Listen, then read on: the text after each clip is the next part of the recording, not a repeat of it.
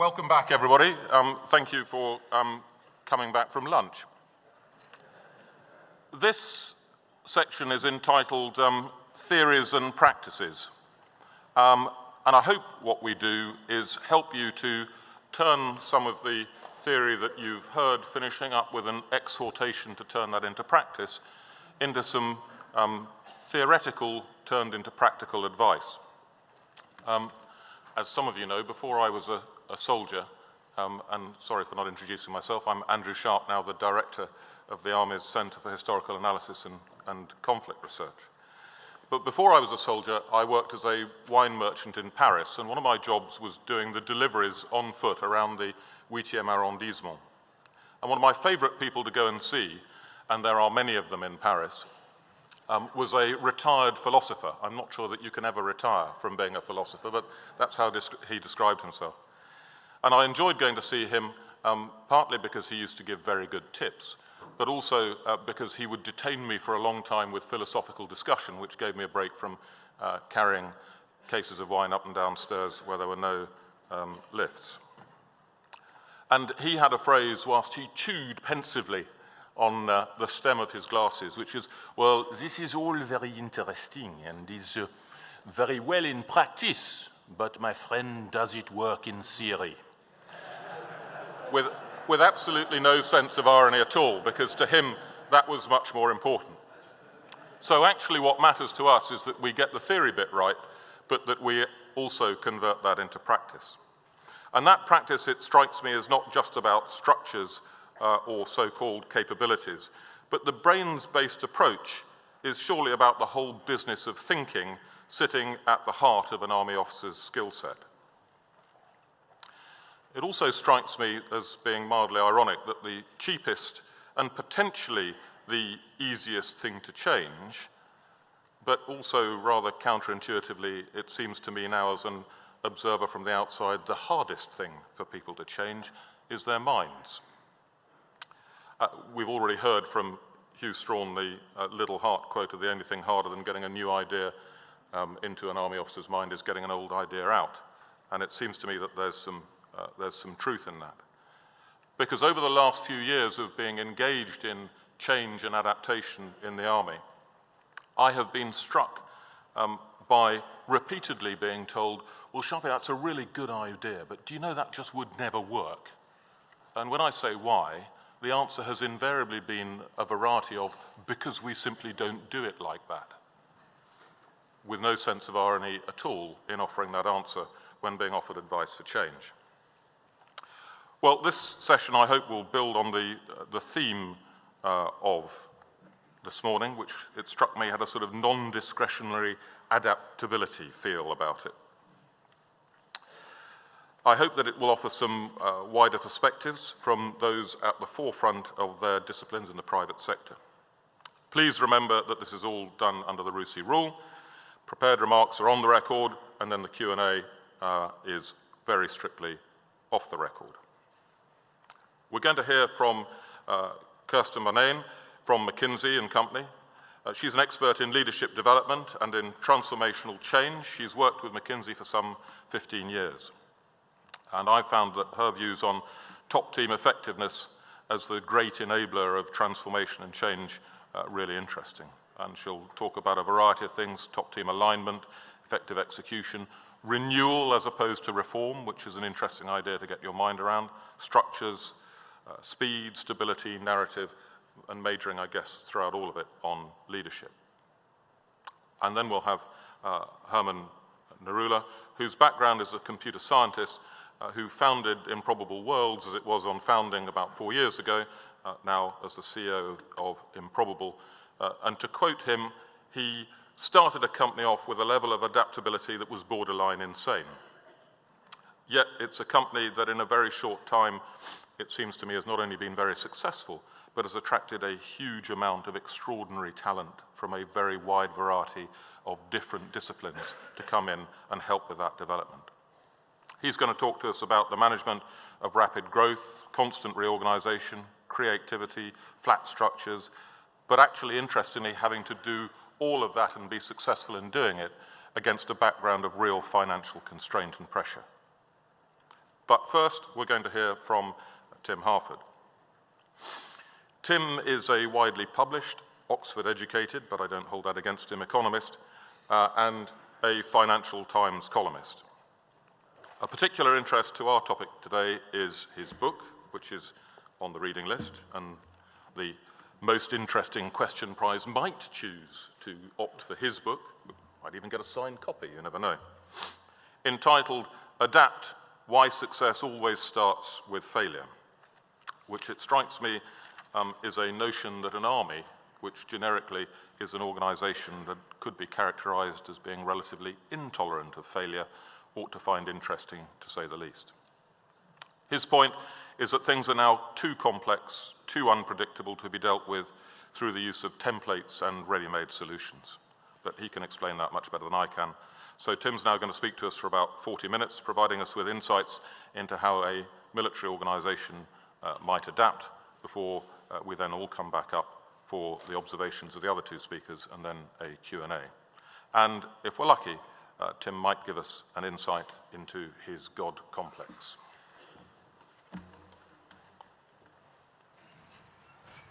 Well, thank you very much. It's wonderful to be here. To be honest, today it's just wonderful not to be in the Financial Times offices just for an afternoon. I love my colleagues, but they're very, very sad people at the moment. Could be worse. Could be the Parliamentary Labour Party. I mean, there are worse places to be. But anyway, it's nice to be able to think about something else for 40 minutes or so. And what I wanted to think about and to talk about was this question. Why is it hard to adapt? Because we often pay lip service to this idea of adaptability. I mean, who would be against adaptability? Of course, we should learn from our mistakes. Of course, we need to change course when things are not working. These are cliches. I mean, we all know this. And in fact, the recipe for adapting is, in principle, very, very simple. Okay, what you do is you generate some different ideas, some different possibilities. You find some way to test them, try them out, get some data, see what's working, and do more of that. You know, generate possibilities, try them out, learn, do more of what works. It's actually incredibly simple in principle, but in practice it turns out to be hard. And I'm no expert on military organizations. I keep being told they find it difficult to adapt. I think it's probably true of a lot of organizations. It's probably true of a lot of people. I mean, we were told the army doesn't like failure. Nobody likes failure, actually. We all hate failure. Failure's no fun. But it is just part of moving through a messy and complex world. So, rather than just exhort you to be adaptable and to advocate adaptability, let's just ask, why doesn't it happen?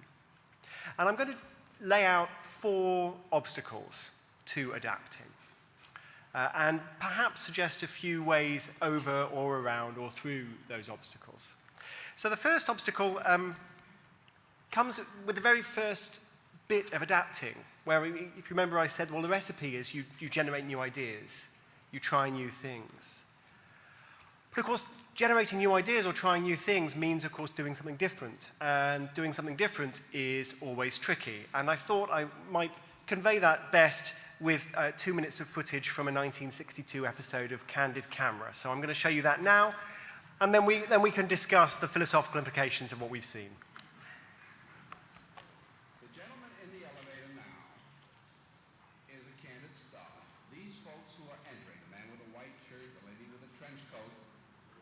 Subsequently, one other member of our staff will face the rear. And you'll see how this man in the trench coat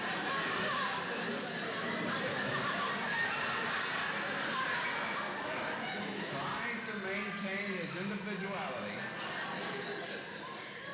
but little by little,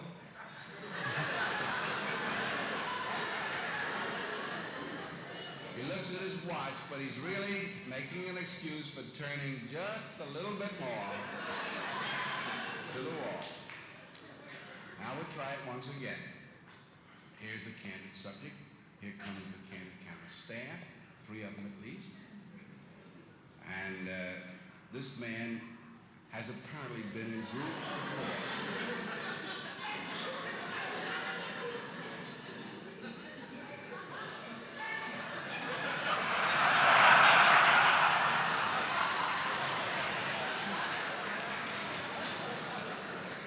Now, here's a fella with his hat on in the elevator.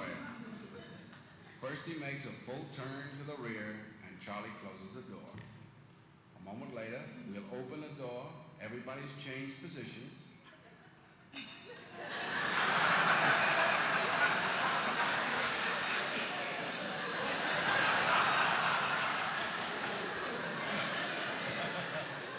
Now we'll see if we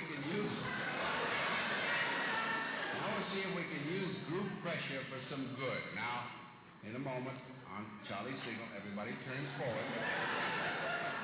Notice they take off their hats. And now, do you think we could reverse the procedure? Watch.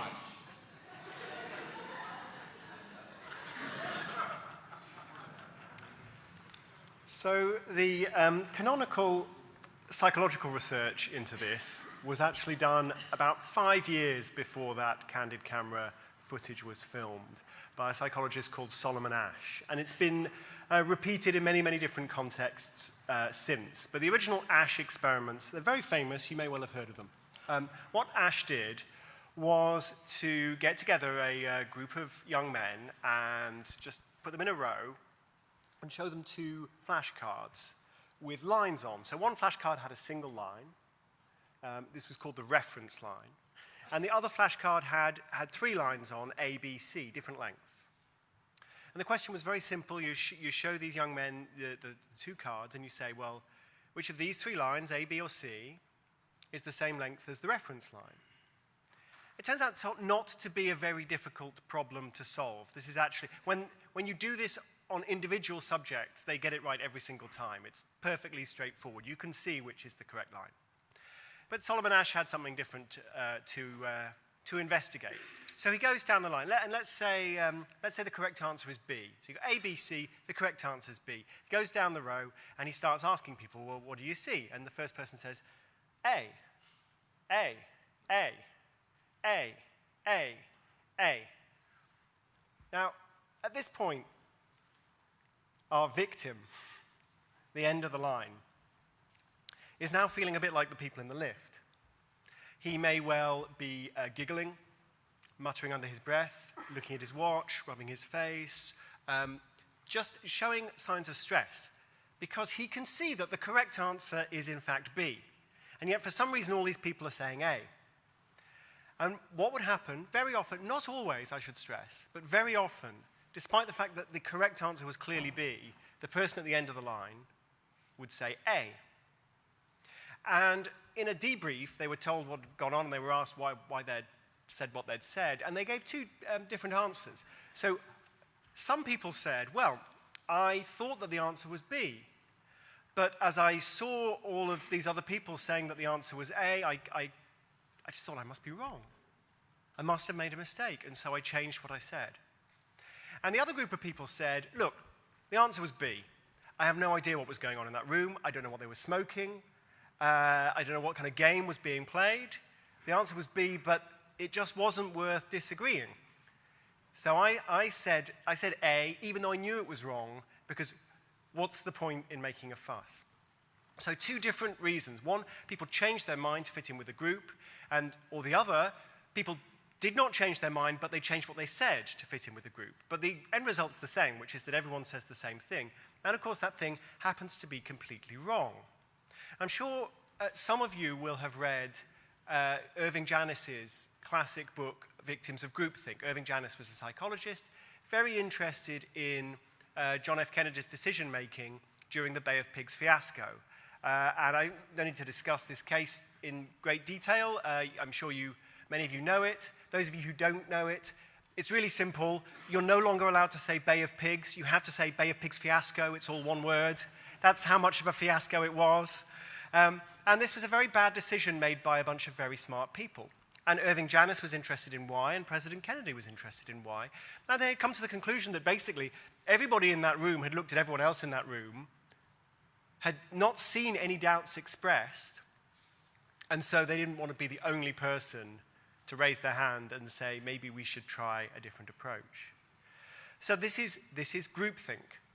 So this is a big problem if you want to adapt, because of course the starting point for any situation where you need to adapt is a situation where you have a status quo. You have an agreed tactic, or you have an agreed policy, or you have a corporate structure, or whatever it is. You have a status quo, and somebody has to stick their hand up and say, why don't we do something new or different, and challenge that status quo. And that's a very difficult thing to do, especially when it wouldn't be the status quo if everyone else in the room wasn't already agreeing with it. So it's tricky. So how do you get through this obstacle or get over this obstacle? Well, Irving Janis reported that one of Kennedy's strategies was to deliberately insist on dissent. So, for example, to break his advisors into two groups. He did this later during the Cuban Missile Crisis, which fortunately was better handled, and said, okay, right, you guys go and discuss this for 10 minutes or 10 hours, whatever it takes. Go and discuss this particular policy or option, and you guys, you go into somewhere else and discuss a different policy or option, then we'll come back and we'll argue about it. Or bring in an external speaker who has a very different take on things with a brief to challenge people. Or simply to just insist that there is some disagreement, that the devil's advocate position is taken and properly debated. So that was Kennedy's approach. Solomon Asch, the psychologist who did this very simple experiment with the lines, he found a really simple way to demonstrate that this can work. So Solomon Asch repeated this experiment again and again. And so on one of the repetitions, the same basic setup. Okay, you've still got a row of people, you've still got the three lines, A, B, C, you've got the reference line, and the answer's still B. So we're going down the line. Yeah, I should say, by the way, you probably leapt to this conclusion already because you saw the candid camera video. All the people who said A, they were all working for Solomon Asch. So I should possibly should have mentioned that. I'm sure many of you have leapt to that conclusion. It's only this poor guy at the end of the line who is being experimented on. Everybody else is working for Solomon Asch. They're all working for the experimenter. They've all been told to say A, to see how our experimental victim performs. So in this case, Solomon Asch, same setup. We've still got a whole bunch of people working for the experimenter, but there's a little change. So the answer's still B. We start at the end of the row. We still get the answer A, A, A, A, same as last time, A, B. Interesting. A, get to the end of the row. And now we realize it's not a popularity contest. There's only one person in the room who was given the correct answer, but that's enough. And almost always, people at the end of the line would take that as sufficient encouragement. As one person who agrees with me, I will also say B. In fact, it didn't even take that. So Solomon Asch ran this again. Same setup.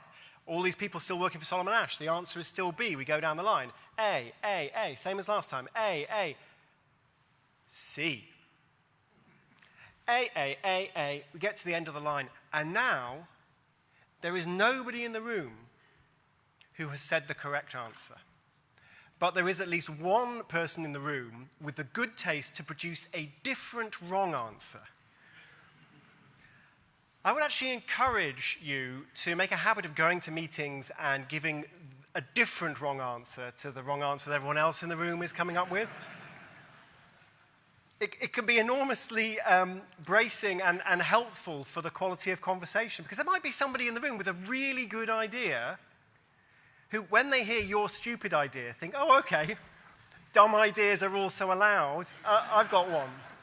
So you get a much better quality of conversation, even though nobody's said the correct answer. So we go down the line, there is one different wrong answer, we get to the end of the line, and of course, at that point, our experimental victim, our experimental subject, is quite happy to say the correct answer, B. He is the only person in the room to say the correct answer, but he was not the only person in the room to say something different, and that's what counts. So maybe, like President Kennedy, you split people up and you force disagreement, or maybe when you're recruiting people, when you're selecting people to have this discussion, you insist on a genuine diversity of views. People of different ages, people of different genders, people of different nationalities, people with different experiences or different qualifications, whatever it is. Once you've got that genuine diversity in the room, you're more likely to spot errors and you're more likely to have a disagreement. And a disagreement is where adaptability starts. Because a disagreement is where somebody actually suggests something new to explore and to test out. So that's our first obstacle, groupthink. Groupthink prevents us from trying something new, and you break through groupthink by getting people to disagree with each other. It's very productive. But I said I'd give you 4 obstacles. So what's the second obstacle? Well, does anybody know what this is? It looks like a merry-go-round. It's actually a water pump and a merry-go-round.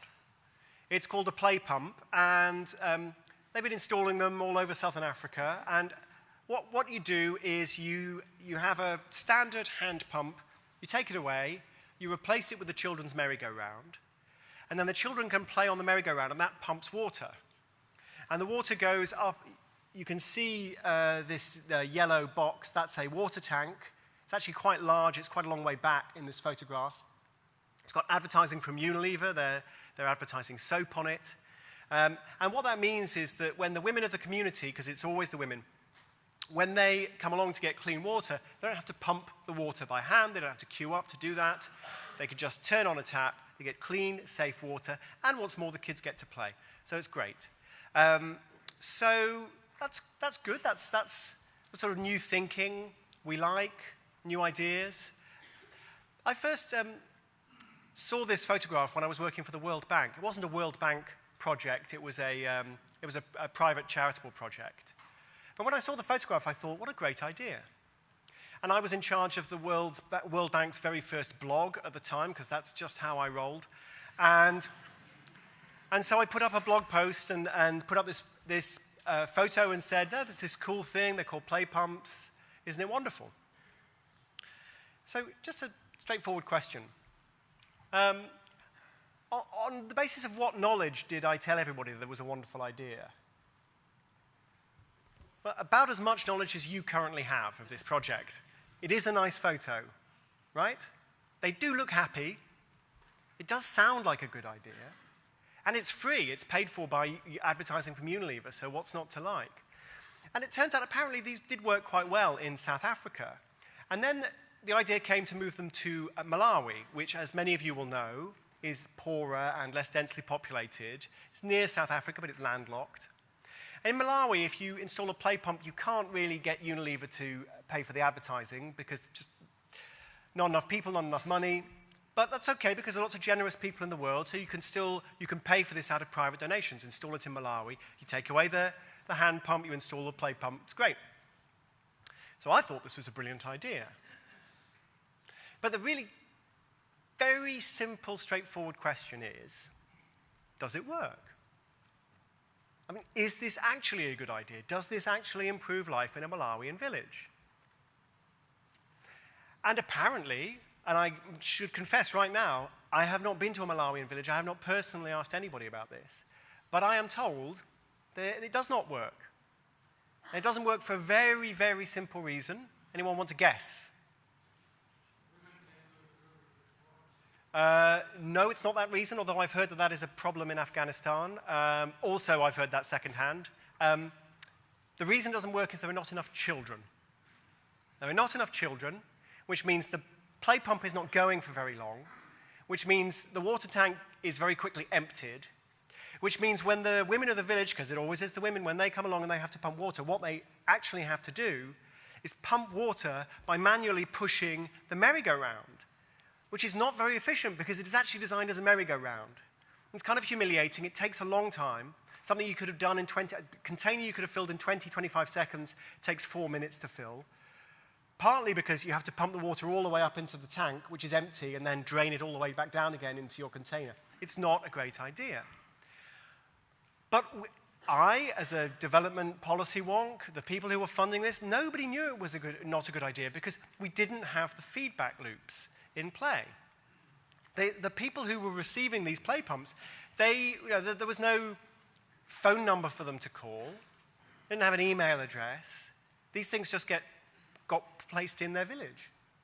And we really figured out there was a problem and the idea needed to be adapted when a Canadian engineer called Owen Scott, worked for Engineers Without Borders, went to live in Malawi. He lived in a Malawian village.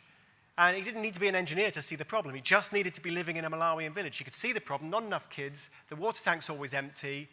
You've spent quite a lot of money making people's lives somewhat worse. But the one thing that Owen Scott had that nobody in the Malawian village up till that point had was video camera, social network, internet connection, and so he could get the word out. And of course, the moment we all found out, we said, oh gosh, we better think differently about where these things go and how they work. So what's the obstacle to adapting here? The obstacle to adapting is not that we didn't try something new. We tried something new, great. But we had no way of figuring out whether it was a good idea. And indeed, a profound lack of curiosity as to whether it was a good idea, myself included. We were just all talking about what a great idea it seemed to be from our position in Washington, D.C. After all, when you send a photographer down to a village in Malawi, he will get a shot like this, because of course the children come out and they jump on the merry-go-round. So the obstacle is non-existent feedback loops. You come up with a brilliant idea, it looks great on the blog or in the slideshow or in the briefing paper. It doesn't actually work in the field, but you never find that out because you never ask. Or maybe you ask, but the people you ask don't know, or maybe they don't want to tell you the truth because they're frightened of you. So we need to get much smarter about feedback loops. And this is a problem in any organization. See, even a problem, I mean, if you've just got a friend or you're married, the feedback loops can sometimes be a problem even in the simplest partnership. But in a large organization, it gets really tricky.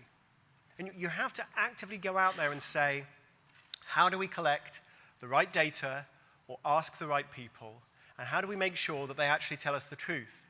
Because most people are a little bit afraid to pass on bad news. We know that we don't like receiving bad news, and so we tend to get a bit snappy when we receive bad news, and so people don't like to give us bad news. So we just need to get much better about asking the right questions and being genuine that we really do want to know the truth. So that's our first obstacle, groupthink. We never try anything new because we're all thinking along the same lines. Our second obstacle, missing feedback loops. We don't ask, we don't care, we don't really try to figure out whether our brilliant new idea is working or not. So what's the third obstacle? The third obstacle, let me switch to aeronautical engineering. I want to talk about the Kramer Prize. So back when Britain had billionaire industrialists, there was a guy called Henry Kramer who was a British billionaire industrialist. And in 1962, if I remember correctly, he announced the Kramer Prize. And the Kramer Prize was, I think at the time, the equivalent of about £1 million.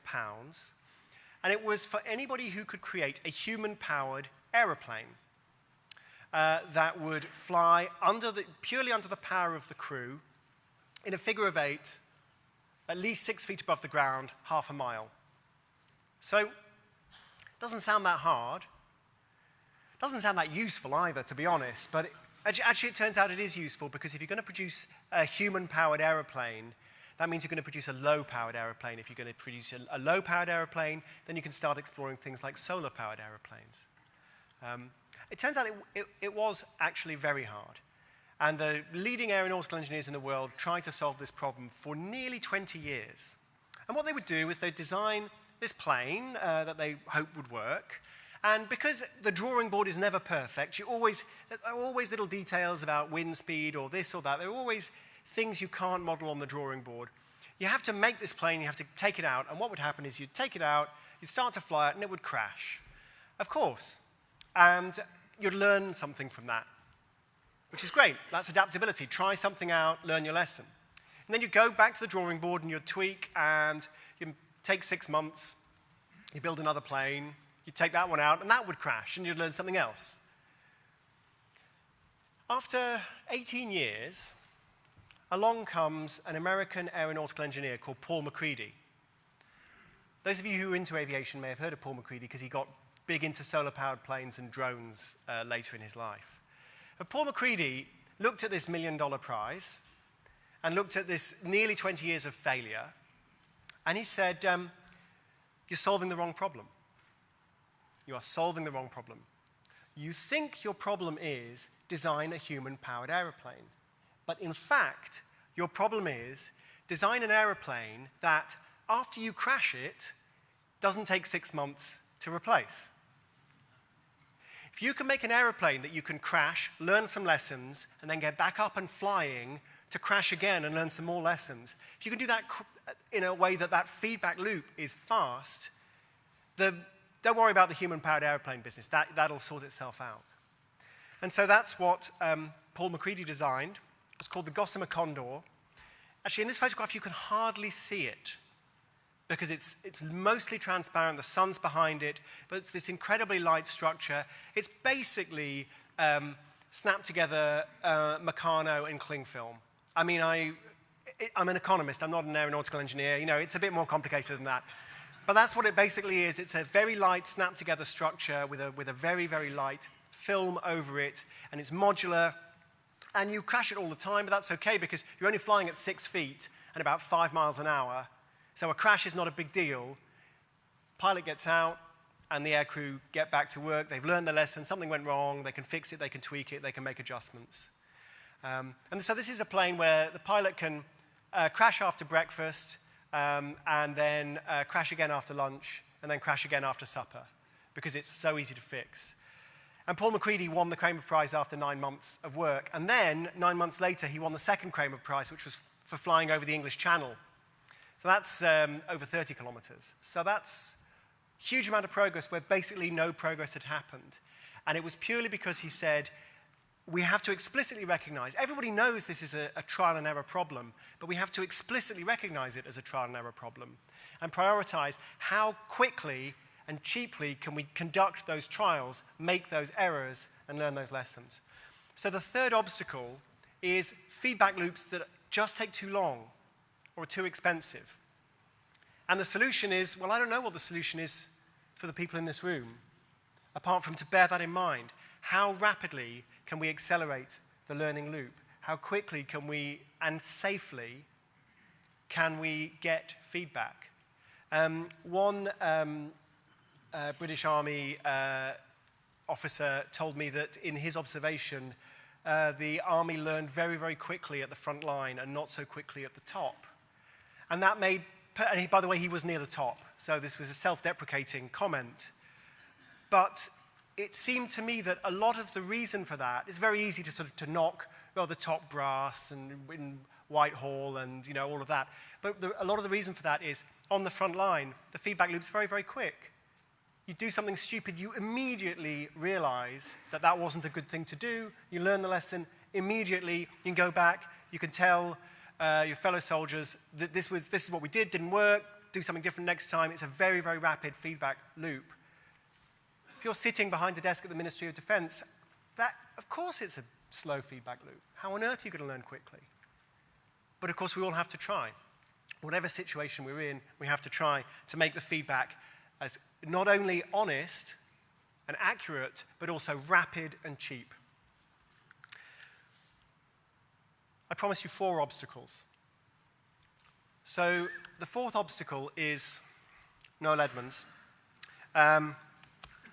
Well, maybe not. The 4th obstacle is exemplified by the game show, Deal or No Deal. And I know you've done us the great favor of coming from all over the world to London, and I can assure you that Deal or No Deal has reciprocated the failure. It has gone all over the world.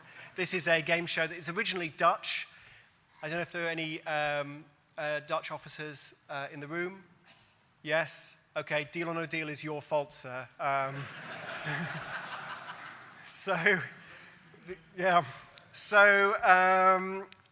This game show is played, as I say, all over the world, and it's fascinating because it is basically played by the same rules everywhere.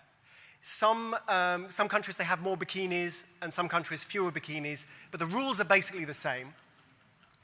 And the rules really teach us something important about human psychology and about how we react after a loss. And this this game show has been studied quite seriously by behavioral economists and by psychologists trying to understand what makes us tick. Now, because of course you are busy people and you may not have actually watched a lot of daytime television, at least I hope not, I'm going to beg for 2 minutes of indulgence. I will tell you how Deal or No Deal works.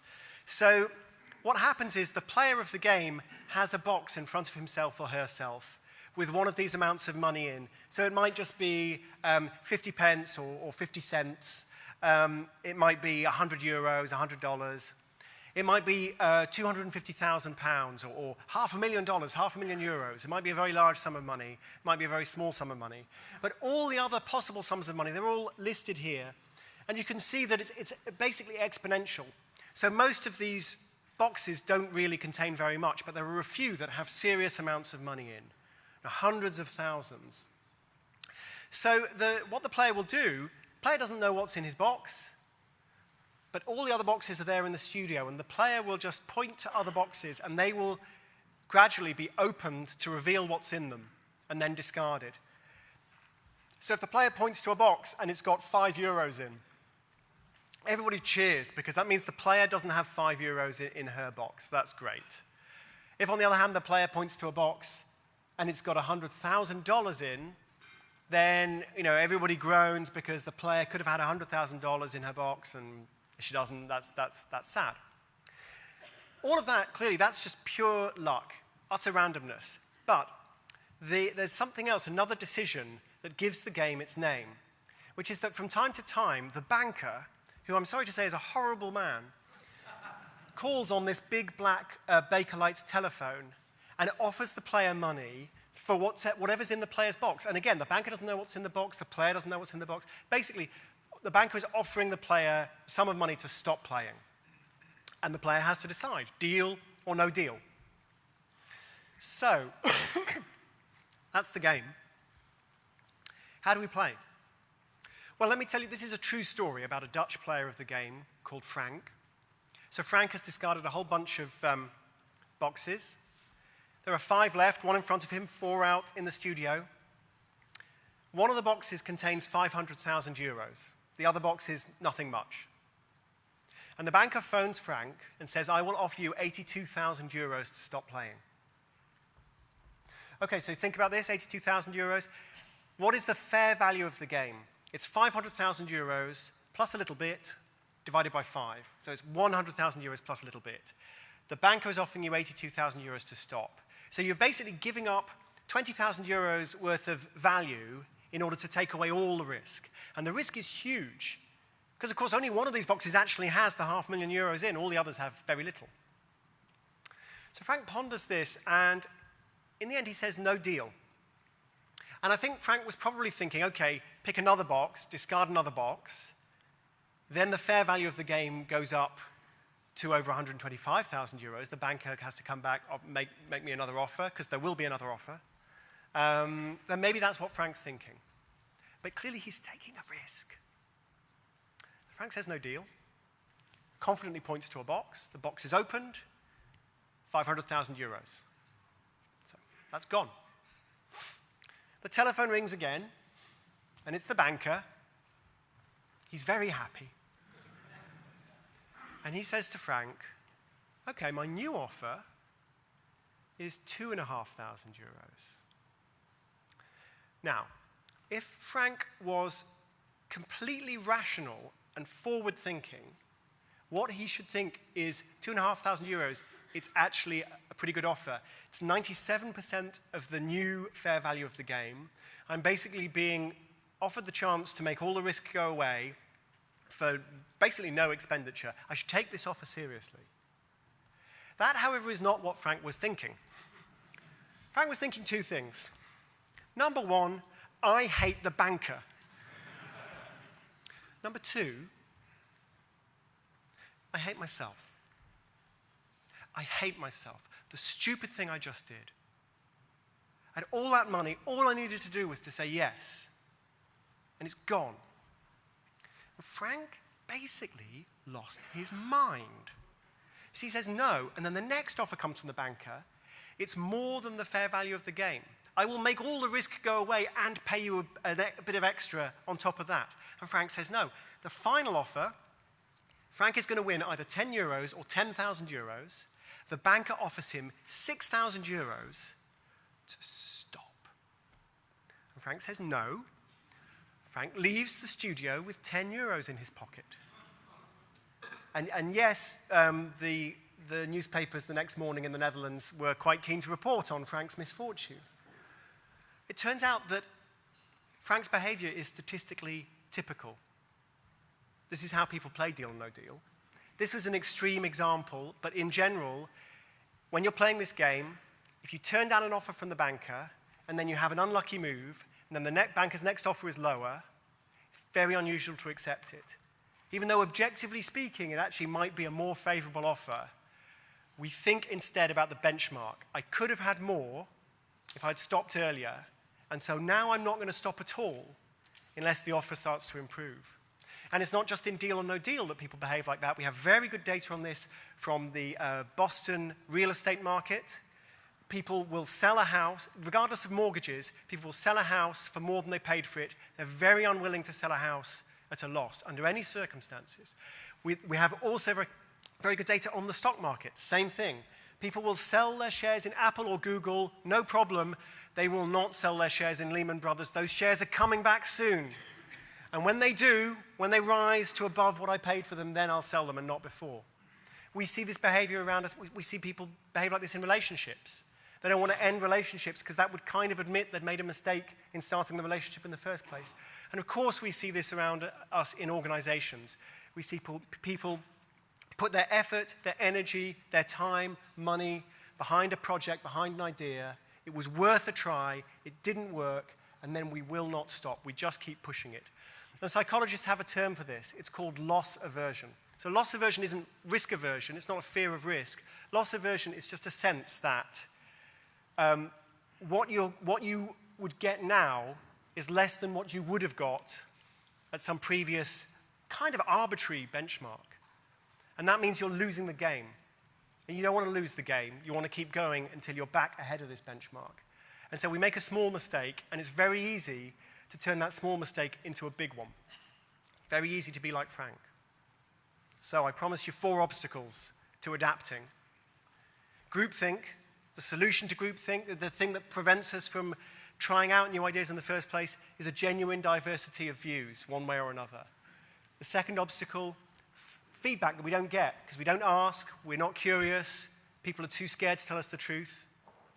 And we know how to address this problem, we just often don't really like it. It's distasteful to receive feedback. The third obstacle, feedback loops that are too expensive or too time-consuming. So we need to always think to ourselves, how could I learn? There will be lessons to learn, there will be mistakes being made. How can I learn the lessons faster? How can I fix the mistakes more quickly? And the fourth obstacle is loss aversion. It's Frank's problem. We've made a mistake, and we refuse to back down from that mistake and make it worse and worse and worse, because we do not want to quit the game till we feel we're ahead. And I don't know what the solution to that one is. All I can tell you is, you need to take a deep breath, be calm, look at the past, because it teaches us lessons. But when you're actually thinking about the future, that's where the real insight comes. You don't think about what you've lost. You think about the options in front of you, the possibilities in front of you, and you make a decision based on that. So those are 4 obstacles to adapting. I hope I've given you some thoughts into how to knock them down. It's time now for me to shut up and listen to the rest of the panel, and please join me in welcoming them. Thanks very much. Come on, guys.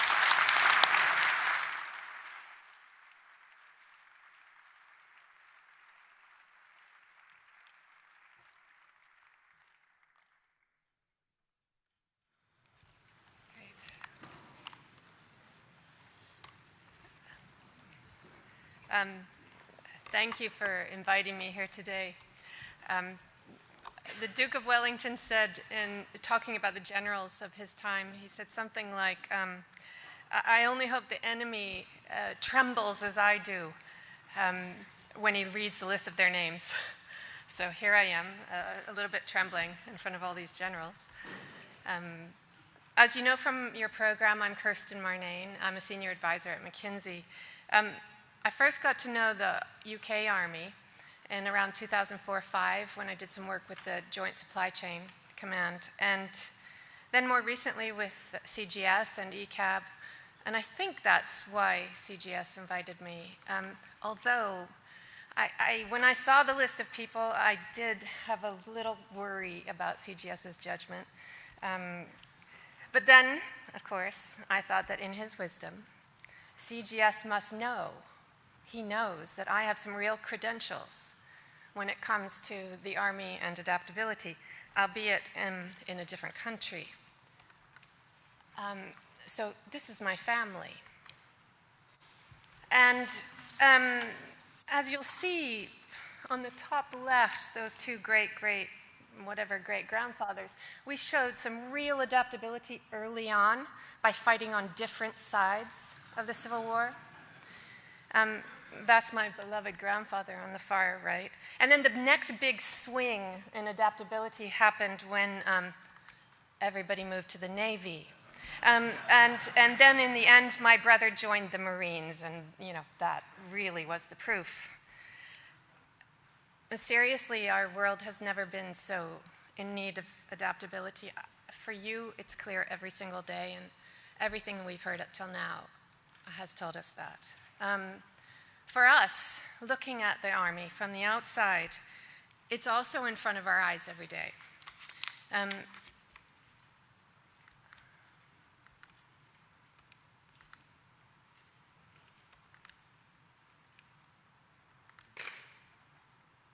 That one gets me.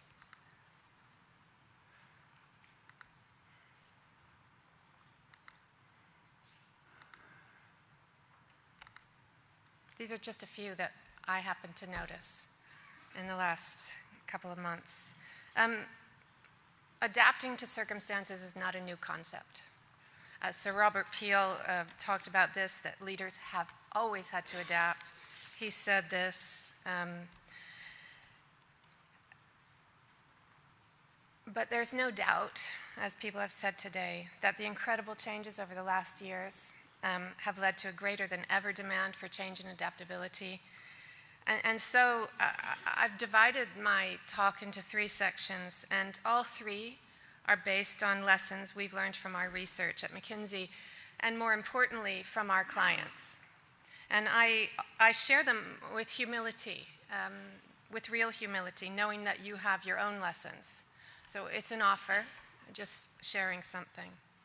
So stepping back a little bit and looking at the big picture, I think the most astonishing development is the phenomenal pace and scale of change that we've seen over the last 20 years. Gary Hamel talks about it, and our clients talk about it, and our businesses have been touched by this turbulence in many dimensions. And just to name a few, China, global politics, connectivity, and technology. I mean, we live in a world where there are 5 billion mobile phones and only 4 billion toothbrushes. I don't quite know why that is, but to deal with this turbulence, there's no question that you need to be fast.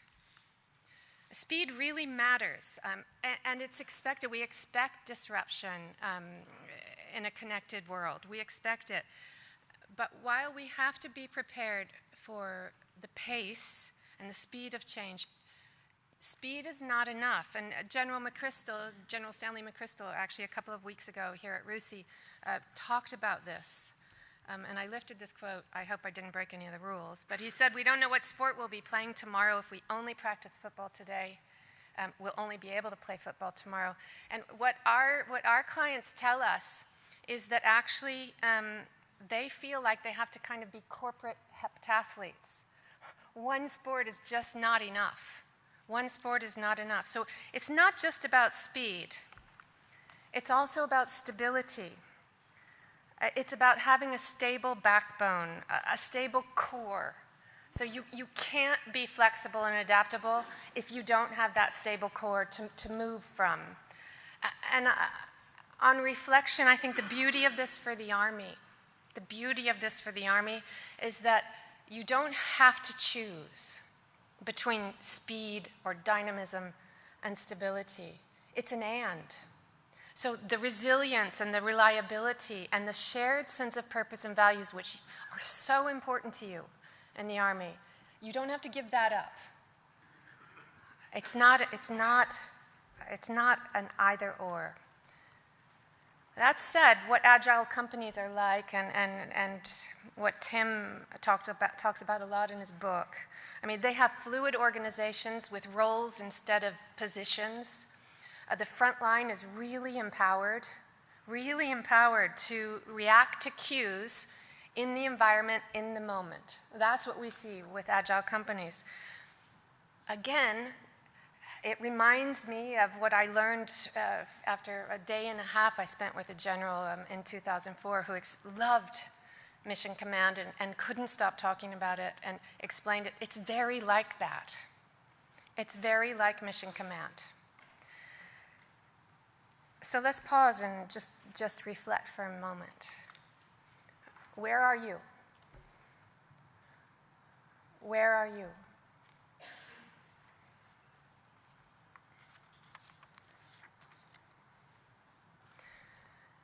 So in the course of our work, we see companies in all four quadrants. But agile companies are more likely to be in the top quartile of organizational health. So of the companies who, and we can measure this on a tried and tested diagnostic tool.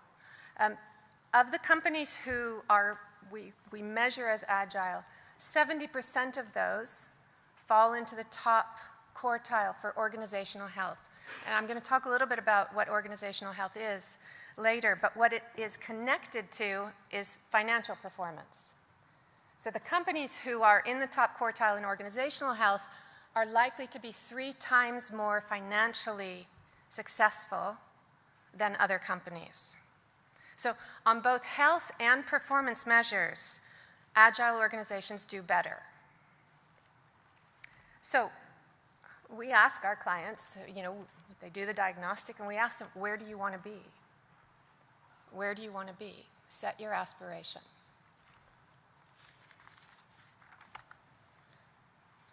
So you can set your aspiration to be agile, but then you have to make it happen.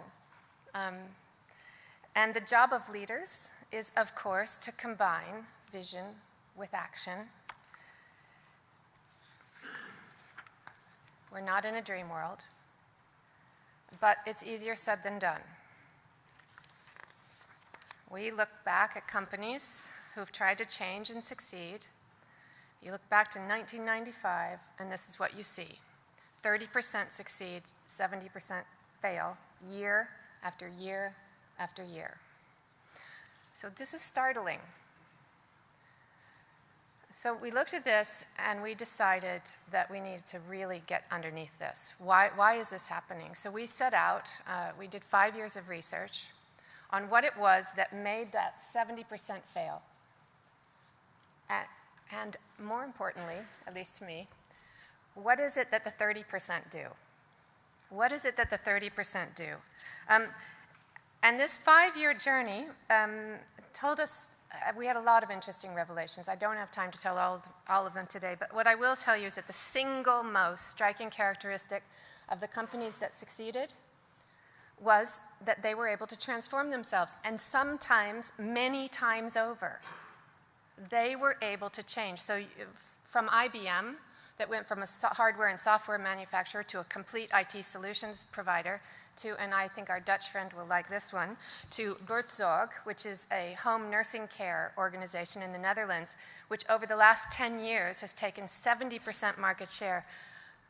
They started with a guy and a few nurses who were unhappy with the care they had, the system that they had. They have a stable backbone of 5 rules. 5 rules. And then they have teams of 12, 13 nurses who take care of all the healthcare, home healthcare in their neighborhoods, in their geographies. And they decide what they do. 5 simple rules as a backbone. A lot of self-starting autonomy at the front. So the ability to change is a prerequisite for success. But what caused failure, and Tim really already kind of stole my thunder on this, but that's okay. We all, change is hard. Change is hard. So, the 70% number, the ones that failed, 33% of those, why do you think they failed? They failed because leaders did not model the behaviors that they were asking for. 33%. 39% was employee resistance. If you ask me, it's very tightly related. So that's magnified. That's individually, right?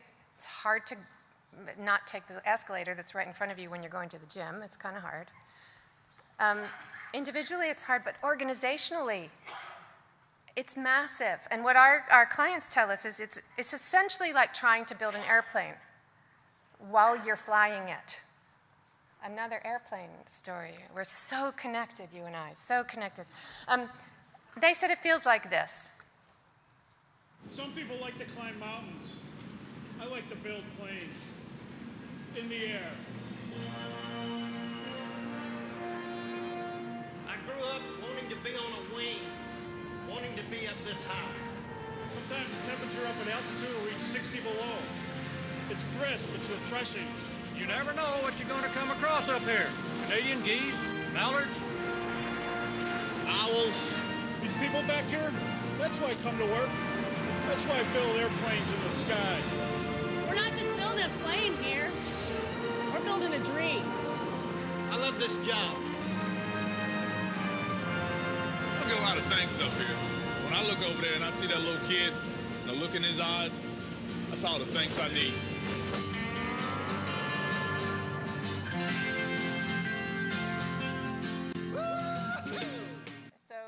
So we knew we didn't want our clients to feel like that. We did not want only a few weirdos like that stuff. We knew we didn't want them to feel like that, and so we dug even deeper to look at what those companies did who succeeded in change. And our big idea, which is not going to be a big idea for the Army, and I'll say why in a minute, but our big idea was that health matters as much as performance. Now, the Army's very good at health, I would say. By health, what we mean is alignment, so clear direction on where we're going, leadership behaviors, as I said before, supporting the change that you need, values, meaning, purpose, alignment on those things.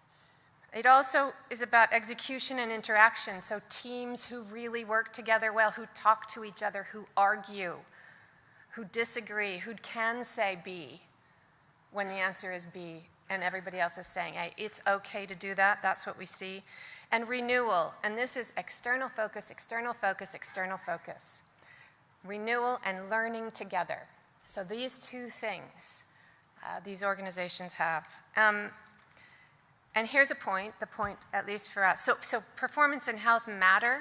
I'm not saying that performance doesn't matter. It really matters. But to design your organizational structure so that it's sustainable, you need both. And the point is that you can design a change program to make it happen, to turn your vision into action, and you flip your chances to 70%. But of course there's a twist, especially when it comes to making an agile organization. There's an X factor. And the X factor is that you have to involve people in the change. You have to ask them what they think, and you need to empower them to co-create the change. So the X factor matters in all situations, but it really matters in complex situations, and that's where it can be toughest. It can be toughest not to tell, but to ask when you're in that moment. And this isn't for all situations, but for truly complex ones, you do need to talk to people, and you need to get them to lead it. And there's a spectrum from theory to practice, as this is called. There's a spectrum of practical applications to this, one of which you've already tried with me, which was appreciative inquiry. And these are methods that create dialogue. I would call it dialoguing. So appreciative inquiry fundamentally gets a group of people together in an organization and asks them an affirmative question of how they can build on their past, the strengths of their past, and apply this in new ways to a complicated future. So it's when there is not a technical answer, right? You do this when there is not a technical answer. And by the way, you don't do this when your company is in a turnaround situation. You do not do it then. You do it when you're okay, when you're good, but you want to be great. So 2 years ago at the Army Conference, a CGS request, I led the 800 top Army leaders in an appreciative inquiry. This was our question, the affirmative question. And we actually worked out that having 800 people, because I had 800 and I guess the other 200 were in the building, we were in the tent. Having 800 people thinking and working together on a question like this was the equivalent, they worked for 4 hours, was the equivalent of one officer working for 12 hours a day for a year, thinking alone. So in 4 hours. And guess what? They liked it. They liked it. The feedback was overwhelming. I'm still getting emails today from people who were there.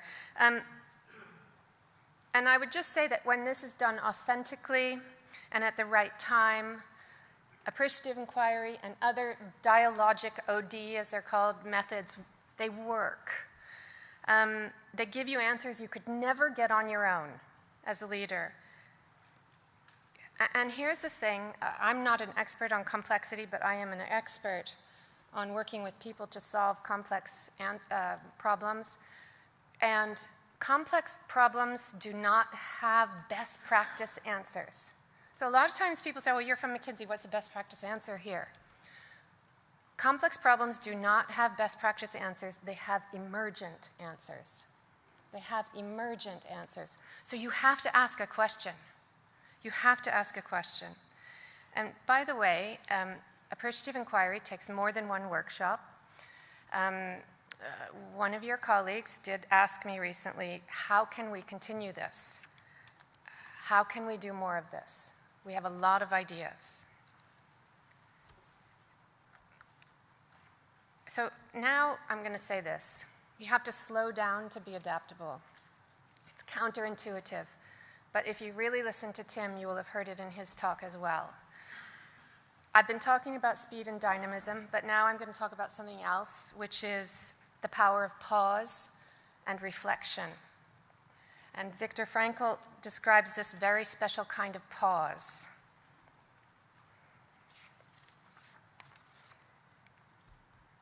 Most of the leaders that I work with are bombarded by their world.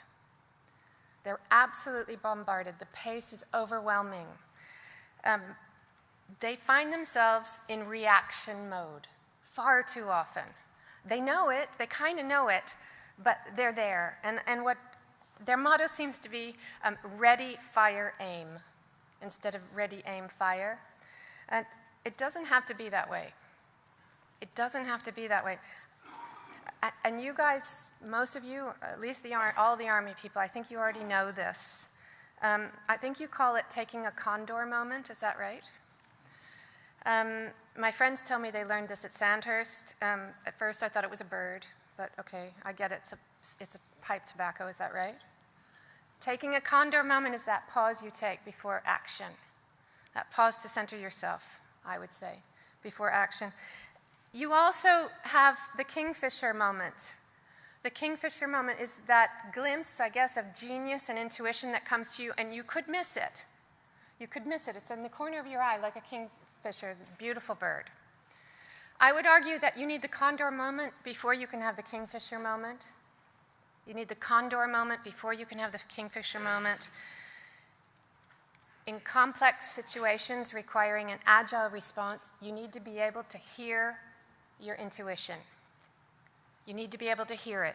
If it's too noisy, if you can't create your own condor moment, you're never going to find the kingfisher. This is where I work with leaders. This is my work, helping leaders find the condor moment. This can happen individually, but it can also happen organizationally. And I'm going to stand on the shoulder of a giant here, Otto Scharmer, from MIT, who created the U theory. He thought of the U theory, which fundamentally says you cannot go from A to B in a straight line. But he says that you have to go down. You have to go down almost till you stop at the bottom to get to the inspiration. And on the way down, the slowing down part, you are observing, observing, observing, observing. So you are looking at the external world. You are looking from the edges of your own system to see what's happening there, because that's the edges is where most of the adaptability is taking place. Most of the agility is taking place at the edges. So again, that's a theory. How do we translate it into practice? So one of the things I did over the last 3 years was I translated this into the design of a 2-day offsite for 120 senior leadership teams in a global pharmaceutical organization. Now, they were dealing with a paradox, multiple paradoxes, but the big one was, how do we drive profitable growth and put our patients at the heart of all we do? Because a lot of times, it seems like they're in contradiction. So we spent 2 days, a day and a half, let me just say, pulling back. These are really action-oriented people, super action-oriented. So we spent a day and a half pulling back the bow on the arrow, and they were desperate to move to action, I can tell you. They were desperate. But looking outside, they did a lot of pre-work to say, what are other people doing? What are we doing on the edges? What works? We slowed them down, and only in the last half of the day, of the second day, did they start thinking about what the answer was for them, their part of the organization, and what actions would they take. I think what they experienced is something like what, again, quoting a fellow American, what General McChrystal said, I think that they experienced this kind of emergent organizational intelligence. For sure, they learned 3 things. That in a complex world, reflection is an action. In a complex world, reflection is an action. They also learned that reflecting together grew their ability to adapt. And they also learned that that adaptability needs to be cultivated, that it doesn't just happen. So I guess my argument is that cultivating adaptability takes a different kind of leadership. It takes a post-conventional mind to deal with complex challenges. It takes an ability, a daring to be vulnerable in front of your people, and an ability to create psychological safety. So if you can be vulnerable and live, so can they. If you don't create psychological safety, they will never, ever, ever say B on that row. Everybody will say A, because it's hard to remember how hard it is to say something different, especially if you're lower in the organization. So only if you ask, and Amy Edmondson at Harvard has talked about this much more profoundly than I can, but it's fundamental. You have to ask people, and you have to make it okay to disagree. Pretty critical is that they can distinguish complex from other problems, because no way is this important for obvious problems where there's a clear answer, or even complicated problems where there are best practice answers. What we're talking about here is complex problems where there is not best practice, where you need to make the practice emerge. And finally, and probably most importantly, we need leaders who value curiosity, listening, and the perspectives of those around them. Thank you.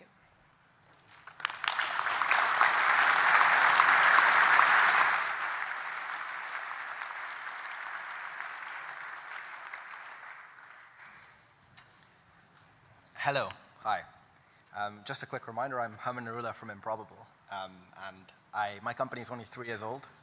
We're a tech startup mostly founded out of Cambridge, and we are today here because there is a sense, I believe, in the broader organizational community, whether it be large businesses, militaries, and others, that tech startups, these great luminaries of economic success in the last 5 years, represent some sort of ultimate organization. I mean, how else can a company like Google grow as quickly as it did, make as much money as it does? How else can Facebook now essentially put the world's media in the hands of a 25-year-old who probably, well, a 30-year-old now, who probably has more power than Alexander the Great once did? There must be something amazing and powerful in these organizations that if only we could replicate within militaries, if only we could borrow from those ideas, then maybe our problems could go away.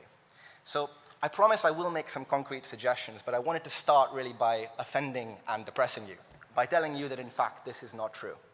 I'm going to tell you all the ways in which that can't be done. So consider the typical startup and the learning loop popularized through ideas like agile development. The whole principle rests on the idea that we are allowed to fail again and again and again. In fact, my organization, which hopefully some of you have heard of and to others it's a relatively successful British tech startup that should become more successful in the future, it is a litany of failure and retreat and changing direction. Exactly the kind of behavior that if you were to adopt would be disastrous. Many of the people that come from our organization come from Facebook. Their motto is move fast and break things. Let that never be your motto. But this is kind of the idea. Adaptation in these organizations is a free activity. To change structure, to move organization when your company is only 60 people or 90 people, or to fail and to celebrate that failure are very easy, cost-free things to do. No one dies. You just change. Maybe you lose some money, maybe you lose a little bit of opportunity, but you're allowed to iterate again and again and again. So the first reason why this analogy breaks down is that we live in environments with fundamentally different constraints, and the ways in which we can afford to learn are fundamentally different. The other key reason why these notions are terrible is that actually most of these organizations have historically been, especially in the early period, quite bad as organizational structures. They've often succeeded despite that because they've hit upon something whose momentum has carried them forward despite their difficulty. And I wanted to share some of my own examples of bad management to really make this point, but hopefully to offer some insight into what can be done. Early on, starting a company with a group of 20-somethings, you know absolutely nothing about standard management practices and how to organize a business. You're immediately convinced that all those standard practices are wrong, those practices which, of course, you're not even familiar with. So you begin to construct an organization very quickly that you think is ingenious. We're not going to have human resources. We're going to have a people team. And what will that people team do? Well, initially, they're going to hire people. Later, they're going to make sure that we manage people's departure from the business effectively. After that, we're going to make sure that, well, if there are forms to fill or things to be done or improvements that need to be made to people's performance, they can manage that as well. And eventually, we have built a human resources organization. It just took 2 years and far, far longer. And this is my point. Let us not excessively celebrate the supposed magic of inexperienced youth and rapid movement. There is a great deal to learn from experience, and there is a great deal that has changed in my organization as we've brought in experienced people, including from the world of defense. But what can we learn and what can be translated across? Well, the single most important lesson that I have learned and that I believe can be most applied to any organization that wishes to be adaptive is to embrace and cease to fear the concept of humiliation. The number one cost you will pay in any change or any suggestion or design or alteration, especially as a person in a position of authority attempting something new, is humiliation. You will fail more often than you succeed, and it will begin to question in your own mind your own authority and that of other people. As human beings, especially human beings in rigid structures, we are incredibly uncomfortable with the idea of humiliation. How I have tried to change that in my organization is to draw inspiration from others around the world, like Supercell in the Nordic region in Finland. They crack open a bottle of champagne when a project fails. And they do that so that, as a group, they can kill that bad activity without anyone being excessively attached to that failing project. The idea that, okay, if I fail, there's a party, we can move on. That prevents people from being excessively attached to wasteful ideas, which would otherwise become socially awkward to carry on. We do something a little bit similar to that. We excessively celebrate and point out when someone has gone out on a limb in the organization, whether they succeeded or failed, as long as their decision was based on some form of sound decision making. We draw attention to it, we bring it up in retrospectives, and we celebrate it. We tend to focus on why someone chose a course of action, as opposed to whether or not they've succeeded or failed in that particular moment or bent. The other really strong value that emerges from this sort of decision making is a belief and comfort in the idea of replacing yourself. Organizations like mine are an inverted pyramid of talent. The experienced people arrive later, as opposed to having been there first. But the people in authority lack experience. How then do you adopt the practices of the incumbents and the new people in a way that doesn't create social conflict? Well, what we've had to do is disconnect people from the idea of their title. All of my early founders and all of the early people that have joined my organization have to accept the idea that they will be replaced with someone better than them. But that isn't seen as a failing or an end to their career. That is seen as the greatest possible success. If you set up someone in the organization who's actually better able to perform your task than you, you've benefited the organization as a whole, our share value goes up, your profits go up, and you've done something incredibly successful. So some of the most mobile executives within the organization have moved between divisions, setting them up for greater successes to come in from other areas. And this is something that I find interesting as an outsider observing in your organization and as an avid fan of naval and military history. Often the career path and the progression and the trappings of leadership can create a blindness to the need to replace yourself. I don't know if that's true in your organization. I think that is one for you guys to reflect on, but it is a huge obstacle when attempting to adapt. If your position prevents you from seeing new ideas as being, if it makes you see them as a threat, which is quite a common idea, but if new people are seen as a threat or as an obstacle to your own progression, that can always be a problem. The final crucial value that I really want to send forward to you guys, particularly in the notion of constrained budgets, is the absolute value of an inspirational, almost blind vision in an organization that is facing constraint. Financial constraint can be the most depressing thing to an organization imaginable, particularly one being called upon to do more and more. And I'm not referring to yours here, I'm actually referring to mine. Being called upon to aim for bigger and bigger objectives with increasing financial constraint results in a sense of helplessness, especially among the people that are meant to put a plan into action. So what we've tried to do, and we're still learning about how to cope with this, is to make our values, our vision, the mission for how we feel we can affect the world, such a strong and prominent concept that it creates a kind of frenzy around that idea, which allows us to imagine, despite constraint, that we can be successful. But more than that, we don't see budgetary constraint as an endless, infinite limitation that will eventually crush our agility. We look at it as an opportunity for new ideas. And that's something that the management team tries very hard to celebrate and to focus on. You know, doing things in a way that insulates people from that pain, particularly the psychological pain of it below you, seems to be very important within the organization.